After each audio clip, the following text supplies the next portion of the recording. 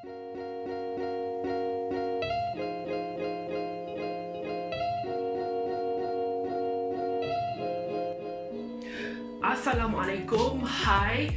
Selamat kembali ke channel Let's Tutor bersama Faris Isran. Dan untuk video kali ini ialah video part 3 untuk matematik bab 1 tingkatan 4. Untuk lagi 2 part yang sebelum ni, korang boleh tengok, saya akan tinggalkan link di bahagian description di bawah. Okay? Sebelum ni kita dah bercakap tentang ciri-ciri fungsi kuadratik dan juga apa kesan kalau kita ubah nilai A, B dan C. Untuk video kali ini kita akan berbicara tentang bagaimana untuk kita membina suatu fungsi kuadratik daripada satu situasi. Selepas tu kita akan bercakap tentang, kita akan membincangkan apa itu punca persamaan kuadratik dan juga bagaimana untuk kita menentukan sesuatu punca persamaan kuadratik. Okay, let's go. Okay, yang pertama, bagaimana untuk kita membina suatu fungsi kuadratik daripada satu situasi. Dalam exam, soalan dia akan bagi dalam bentuk satu perenggan, dalam bentuk ayat, dalam 3-4 ayat macam tu. Jadi daripada situasi, daripada ayat tu, korang di luar dalam exam kena bina suatu fungsi kuadratik berdasarkan situasi tersebut dan juga kena selesaikan masalah lah. Jadi contoh, kita boleh lihat contoh situasi dalam buku teks. Siapa yang ada buku teks, keluarkan buku teks. Buku teks online pun boleh dalam bentuk PDF, buka komputer pun boleh. Okey, buka muka surat 15, praktiskan diri 1.1D. Okey, saya akan tunjuk kat bawah ni. Okey, kita tengok soalan yang pertama, situasi yang pertama. Soalan nombor 1, rajah di sebelah menunjukkan sebidang tanah dengan panjang X tambah 20 meter dan lebar X tambah 5 meter. Okey, dia dah bagi situasi kat situ kan? Cara untuk kita approach soalan situasi adalah, first kali kita kena faham, baca dan fahamkan situasi tersebut. Itu yang pertama. Yang kedua, setelah kita baca, kita keluarkan maklumat daripada situasi tersebut, kita tulis dekat tepi supaya memudahkan kita untuk kita buat jalan kerja kan. Tak payahlah kita nak kena ulang baca 3-4 kali kan. Baik kita tulis info dekat tepi untuk so that kita boleh refer dekat info maklumat yang kita dah keluarkan tadi. Okey, soalan tadi, soalan 1, kita keluarkan info tu. Dia kata panjang X tambah 20, lebar X tambah 5. Okey, kalau dalam gambar rajah tu dia bagi lah macam ni lah kan. Ini maklumat yang diberi dalam soalan. Okay, kita tengok soalan 1A. Dia kata apa? Okey, soalan minta bentuk satu fungsi bagi luas L meter persegi tanah tersebut. Okey, luas petak, luas segi empat tepat apa dia? Luas segi empat tepat adalah panjang kali lebar kan? Jadi kita tulis luas sama dengan panjang kali lebar. Jadi fungsi kita adalah panjang kita adalah X tambah 20. Lebar kita pula adalah X tambah 5. Ini belum selesai lagi. Kita kena kembangkan. Kita kena expand dia. Ni darab ni X kali 5, 20 kali X, 20 kali 5. Kembangkan ni korang dah belajar dalam menengah rendah kan? Jadi tak ada masalah lah sepatutnya. X kali X, X kuasa 2. X kali 5, 5X. Alright. 20 kali X, 20X. 20 kali 5, 100. Okey, Bila kita dah kembangkan, kita simplify dia. 5 dengan 20 ni kita boleh permudahkan jadi 5x tambah 20x, 25x. Jadi kita akan dapat fungsi bagi luas tanah tersebut adalah x kuasa 2 tambah 25x tambah 100. Macam ni. Selesai untuk soalan 1A. Kita tengok pula soalan 1B. Okey, dia bagi jika luas tanah ialah 250 meter persegi, tulis satu persamaan kuadratik dalam sebutan X. Berikan jawapan anda dalam bentuk AX kuasa 2 tambah BX tambah C sama dengan kosong. Okey. Kat sini soalan 1B dia bagi info lain pula. Dia kata luas tanah ni adalah 250 meter persegi. Ni luas dia 250. Tapi kita ada juga luas. Fungsi luas kita adalah x kuasa 2 tambah 25x tambah 100. Jadi kita ambil balik fungsi luas ni tambah 25x tambah 100 sama dengan 250. Alright. Tapi soalan minta jawapan akhir dalam bentuk AX kuasa 2 tambah BX tambah C sama dengan kosong kan? Jadi kita bawa 250 ni ke kiri supaya kita boleh buat sama dengan kosong. Bermaksud X kuasa 2 tambah 25X tambah 100. 250 bawa ke kiri jadi negatif. Tolak 250 sama dengan kosong. Okey? Kita boleh permudahkan 100 dengan negatif 250. 100 tolak 250 akan dapat negatif 150 lah. Jadi jawapan akhir kita adalah x kuasa 2 tambah 25x tolak 150 sama dengan kosong. Ini jawapan akhir kita. Okey? Okey, selesai untuk soalan nombor 1. Dah macam boleh faham kan? Daripada situasi, kita baca situasi, kita keluarkan maklumat. Daripada maklumat, baru kita jawab soalan lah. Soalan nak apa? First soalan minta kita bina suatu fungsi kuadratik. Dan bila dia dah bagi soalan yang kedua, dia dah bagi info yang lain, kita samakan fungsi ni dengan info yang tadi tu, 250. Itu soalan nombor 1. Kita tengok pula soalan nombor 2. Okey, soalan nombor 2, Aiman berumur 4 tahun lebih tua daripada adiknya. Hasil darab umur Aiman dengan umur adik adalah sama dengan umur bapa. Diberi umur bapa 48 tahun dan umur adik ialah P tahun.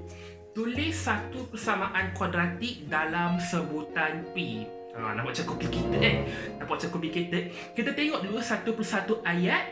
Lepas tu kita keluarkan maklumat dia. Ayat yang pertama dia kata Aiman berumur 4 tahun lebih tua daripada adik. Okey, kita tulis dulu Aiman 4 tahun lebih tua daripada adik. Bermaksud umur adik tambah 4 tahun lah kan. Umur Aiman sama dengan umur adik dan 4 tahun lebih tua tambah 4. Ayat yang kedua, hasil darab umur Aiman dengan umur adik adalah sama dengan umur bapa.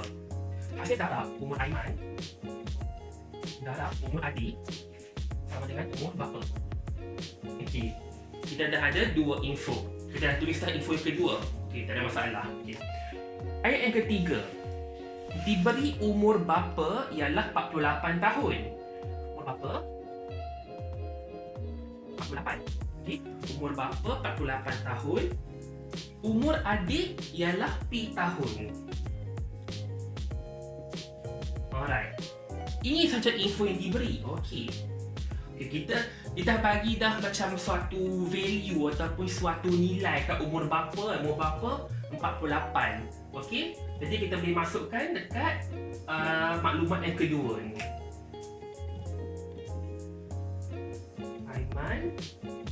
Aiman darab umur adik sama dengan 48. Umur adik Daripada maklumat yang keempat, umur adik ialah P. Kita masukkan pula dekat sini. Umur Aiman darab umur adik. Umur adik ialah P. Okey. P sama dengan 48. Alright. Tapi untuk Aiman ni berapa pula nilai dia? Okey. Kita dah tahu umur Aiman sama dengan umur adik tambah 4. Umur adik ialah P. Jadi kita masukkan P dekat sini. P tambah 4. Jadi kita akan dapat P tambah 4 darab P sama dengan 48. Alright? Jadi belum selesai lagi. Soalan minta berikan persamaan kuadratik. Persamaan kuadratik, bentuk persamaan kuadratik adalah sama dengan kosong. First, kita kembangkan dahulu yang P dekat sini.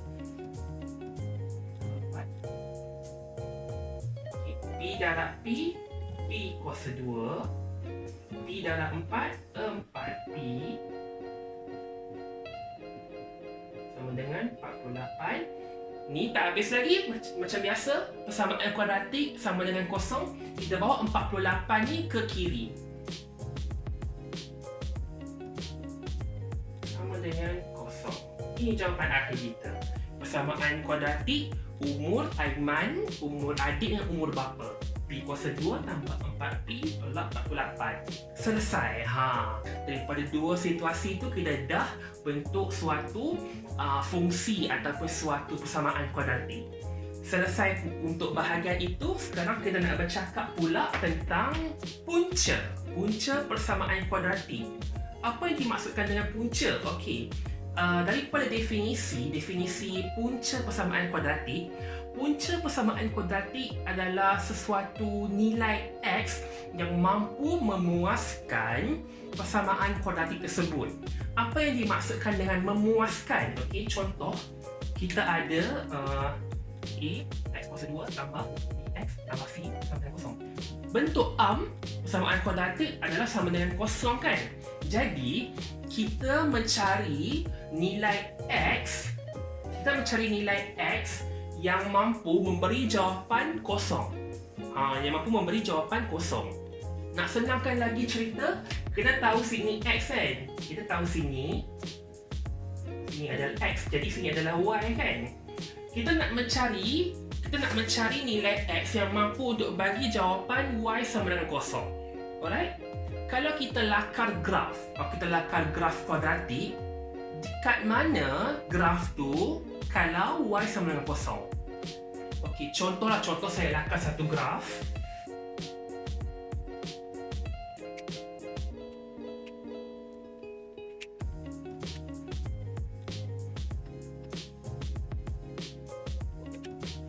Okey, contoh dekat sini saya ada graf, saya lakar satu graf untuk 2x kuasa 2 tambah 5x tolak 12 sama dengan kosong. Okey, ini graf dia. Dekat graf ni, di manakah graf kalau y sama dengan kosong?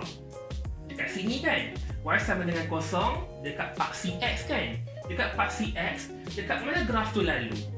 Graf tu lalu dekat negatif 4 dengan 1.5. Bermaksud punca bagi suatu persamaan kuadratik untuk 2x kuasa 2 tambah 5x tolak 12 ni, punca dia adalah 1.5 dengan negatif 4. Sebab apa? Sebab dekat situlah graf lalu di mana y sama dengan kosong. Jadi apa boleh kita konklusikan daripada situasi ni? Daripada situasi ni, kita sebenarnya tahu bahawa punca suatu persamaan kuadratik adalah pintasan X graf. Okay? Punca sama dengan pintasan X. Okay. Itu selesai. Kita dah tahu punca bagi suatu persamaan kuadratik. Untuk matematik moden, kalau soalan minta cari punca, confirm ada pintasan X. Kalau dia bagi, kalau dia suruh lakar graf ke, kalau dia bagi graf ke, confirm ada pintasan X. Untuk matematik moden. Tapi untuk Arithmetic, untuk matematik tambahan, ada persamaan, ada graf kuadratik yang tiada pintasan X. Iaitu belajar dalam matematik tambahan lah, tapi untuk matematik moden confirm ada punca. So jangan risau. Okay, sekarang kita nak mencari punca suatu persamaan kuadratik kalau tidak diberi graf. Kalau graf tak ada, kita dah tahu kalau daripada graf, kita tengok je lah dia punya pintasan X, kita tengok je lah X-intercept dia. Kalau tak ada graf, macam mana kita nak kira, macam mana kita nak menentukan punca persamaan kuadratik ni? Okay? Untuk matematik moden, kita menggunakan kaedah pengfaktoran, factorization method. Okay? Kita guna factorization method, tapi kita ada calculator. Kita ada calculator. Jadi, kita guna je lah advantage calculator yang boleh, yang dibenarkan guna. Okay? Keluarkan calculator masing-masing. Siapa yang ada calculator, tekan on dulu. On, okay. Lepas tu, kita tekan mode. Tekan mode, tekan sekali, keluar ni, tekan lagi sekali, keluar ni, tekan lagi sekali sampai keluar EQN. EQN bermaksud equation. Okey, tekan nombor 1. Alright. Ni unknown 2, 3, jangan kacau. Kita tekan arrow kanan. Kalau kita ada degree 2 dengan 3. Kita tekan nombor 2 sebab kita punya persamaan adalah persamaan kuadratik, kuasa 2 kan. Jadi degree kita adalah 2. Kita masukkan nilai A. Nilai A kita 2. Okay, kita masukkan, tekan 2. Nilai B. Nilai B kita adalah 5. Kita masukkan 5. Okay, nilai C kita adalah negatif 12. Kita masukkan negatif 12. Kita terus dapat jawapan. Kita terus dapat jawapan punca dia. Punca adalah 1.5. Tekan sama dengan lagi sekali. Kita dapat nilai punca yang kedua iaitu negatif 4. Kita boleh patah balik. Kalau tak nak 1.5 ni, kita boleh tukar dalam bentuk pecahan. Ni dalam bentuk mixed fraction. Kita tukar dalam bentuk pecahan 3/2. Kita terus dapat jawapan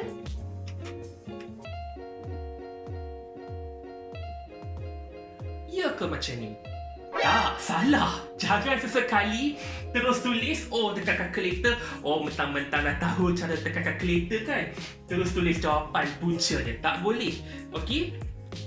Bila kita dah dapat jawapan 1.5 dengan negatif 4 ni, kita tulis dulu kat tepi. X sama dengan 1.5, X sama dengan negatif 4. Okey. Kita tulis dulu kat tepi. Bila kita dah tekan jawapan daripada calculator, kita tulis dekat tepi. Apa yang kita kena buat adalah kita bawa jawapan punca ni ke sebelah kiri supaya sama dengan kosong. Okey? Saya bagi contoh. X sama dengan 1.5 ataupun X sama dengan 3/2. Macam mana kita nak bawa ke sini supaya sama dengan kosong? Okey. X sama dengan 3/2, kita bawa 2 ni. Kita bawa 2 ni ke sini dulu. Kita akan dapat 2x sama dengan 3. Okey. 3, lepas tu baru kita bawa 3 ke kiri. 2x tolak 3 sama dengan kosong. Untuk yang ni senanglah. X sama dengan negatif 4. Negatif 4 kita bawa ke kiri. Kita akan dapat x tambah 4 sama dengan kosong.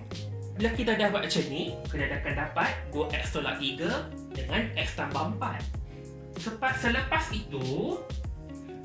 itu kita ambil kedua-dua jawapan ni, kita masukkan dekat sini.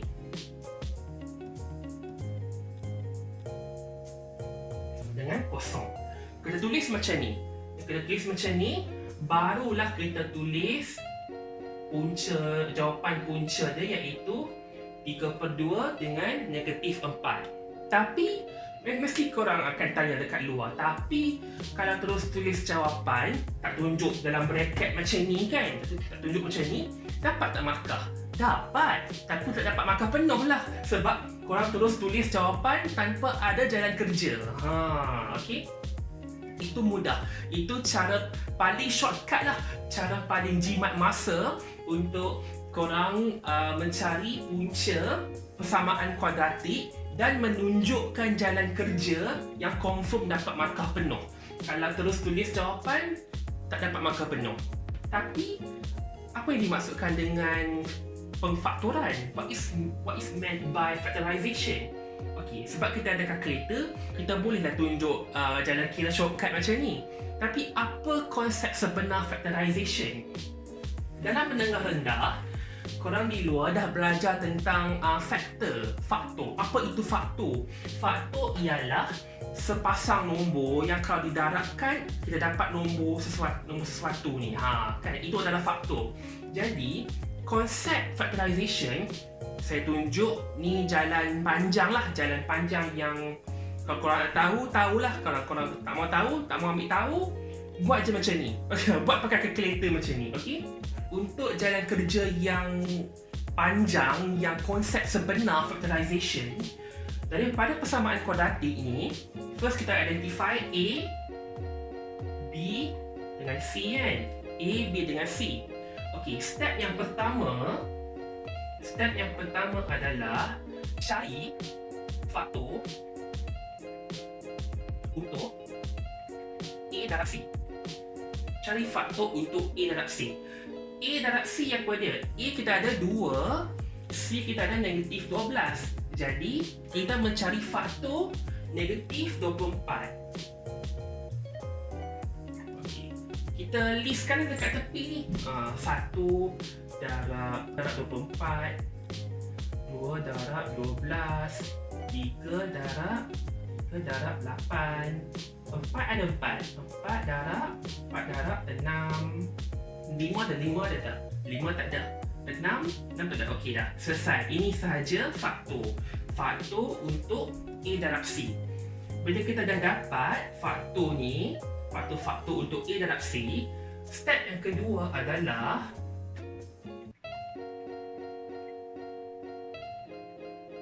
step yang kedua, cari pasangan faktor yang jika ditambah memberi nilai B.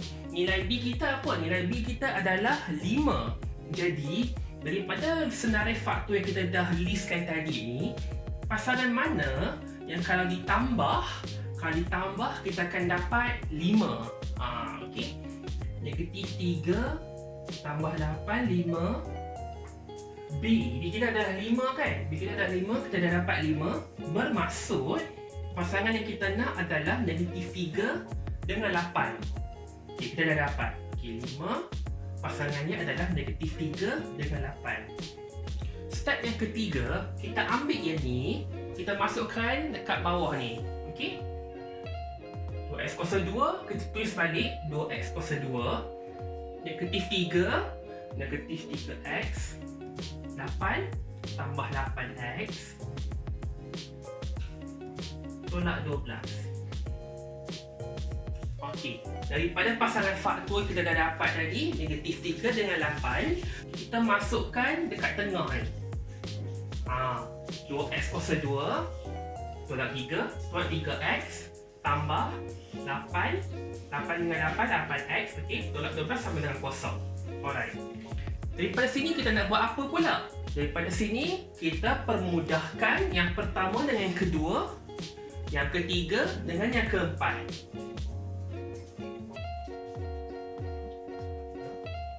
Ini dengan yang ni kita mudahkan. Kita mudahkan berapa? Darab 4 kan? 4.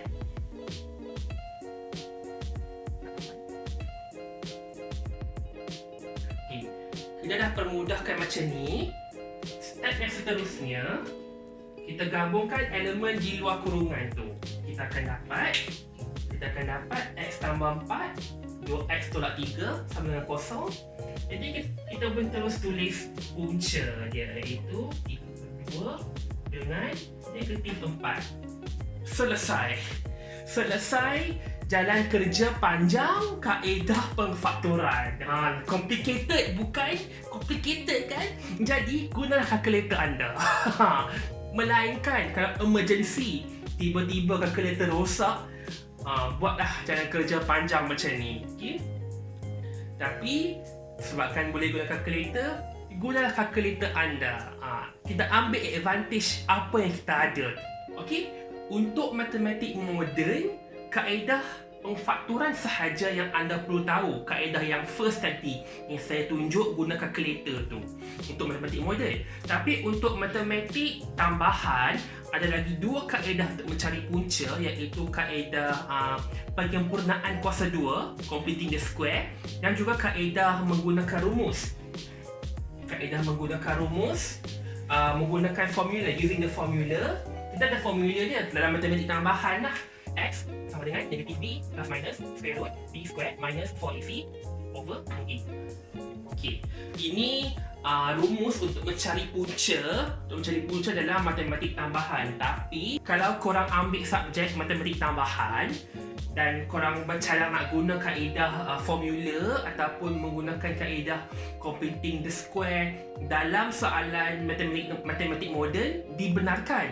Tiada masalah. Memang jawapan akan tetap diterima. Okay? Tapi disebabkan matematik moden ni korang tak belajar guna kaedah formula, jadi formula ni tak akan diberi, rumus ni tak akan diberi dalam exam matematik moden. Rumus ni hanya akan diberi dalam matematik tambahan.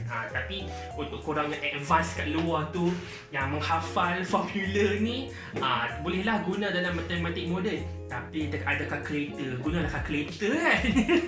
Jadi itu sahaja untuk video kali ini. Ni video part 3. Untuk video ni kita dah habis, kita dah membincangkan tentang cara untuk membina suatu fungsi ataupun persamaan kuadratik daripada satu situasi.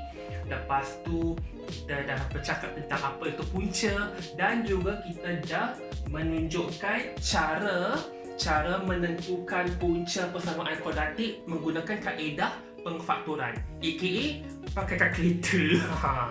Next video adalah video bahagian terakhir untuk bab 1 Maths tingkatan 4. Untuk next video kita akan discuss tentang cara melukis graf, cara kita nak melakar graf kuadratik, dan juga penyelesaian masalah daripada satu situasi. Okay? Itu sahaja. Seperti biasa, saya akan tinggalkan kuis latihan kefahaman di ruangan description box di bawah.